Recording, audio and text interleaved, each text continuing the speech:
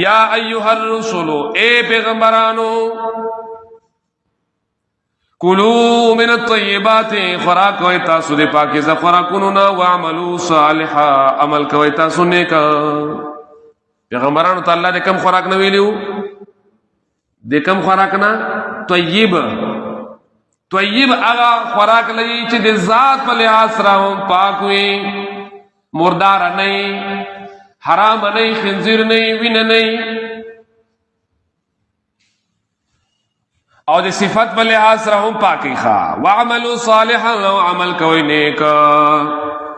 د عمل ورسره ذکر کړي خوراک مخکې ذکر کړي زکه دا نیک عمل علوی چې کله آغا دی حلالو پروزی بوندی تو کڑے وی پیٹ میں حلال ہو تو تب خیٹا کے دی حرام پراتے دنو اے مسلمانا چغی وحی سوری وحی حج لدنو میں عمری کوي بیت اللہ لچی منزنہ کوي چکوي اللہ فرمائی دا دن دے قبولا سے زان مستڑے کوا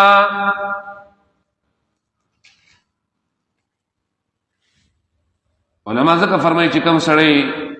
دی بینک ملازمت کی نو د بینک پیسې د سود وي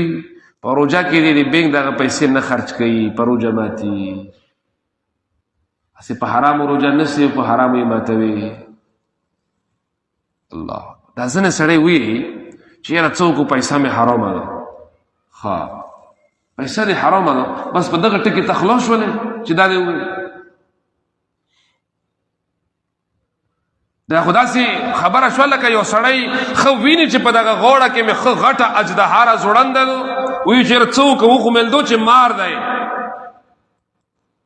بس دومره دی ویل خلاص شو دی مار نه د دغه مار نه د خلاصېدو طریقه به نه جوړوي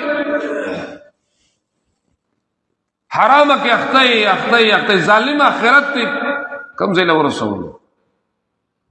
پاته نشته دی ته کینه لګ د قرآن لکینه لګ چې مرض د توخی او د مرض نه بعد ته علاج مخی حدیث کې دی پیغمبر علیه الصلاۃ والسلام فرمایي او سړی به اوګد سفر کوي د حج وخت به ټول چې دی ببر وی کپڑے به پرا ګندوي ډیر په بد حال باندې وی لاسونه به پر تکړی وی چې یا رب اے د مو پروردگارا پیغمبر فرمایي چې د کم زینه به د دعو قبول شي د خوراک ټول د حرام دی سکا کے دے حرام ہے لباس دے حرام ہے انا یستجاب له دعا بے کم دے قبول شي تو صحابی راغله یا رسول الله مولا دعو کا چې زم مستجاب الدعوات جوړ شه مطلب چې لوس ورته کوم چې دعو مې الله قبولې پیغمبر تو فرمائے چې خپل خوراک حلال کا پاک کا مطلب مستجاب الدعوات جوړ شه چې کوم سړی خوراک حلال کوي حلال رزق خوري حرام نه خوري دغه دعاګانې الله نه رد کوي ښا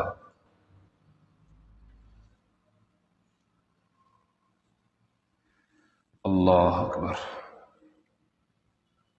عام مومنین تم الله خطاب کړو سورۃ بقرہ کې کلوا من الطیبات اغویلم الله ویلو مومنانو ته یا ایها الذین آمنوا ټول خلق له دا خطاب هم دغه خو مجاهدات وکړه چې وینه چلکه یو طرف له ډیر ارڅ دی خو هغه باوجود چې الله سره نوړي د توجه نه وړي چې کومه وجه الله سره نه وړي نو الله به قدر نه کوي ته دغه جذبه الله شکور ذات ته او یقین کدا سلیاره به ته الله کولاوي چې په وهم او په ګمان کې به نه رزق ورکول والا څوک دی او کنه د موجه تو دکان دی دکان به بند بیا به رزق درکې الله دکان به کولاوي بیا به رزق نه پته ولګی دا چې دکان می رزق نه خطا شوی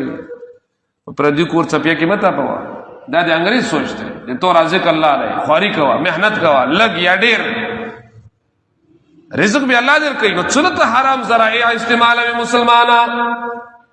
پیغمبران علم اللہ فرمائی کلو من الطیبات خوراک کوئی تاسو دے پاکیزہ خوراکونو نا وعملو صالحا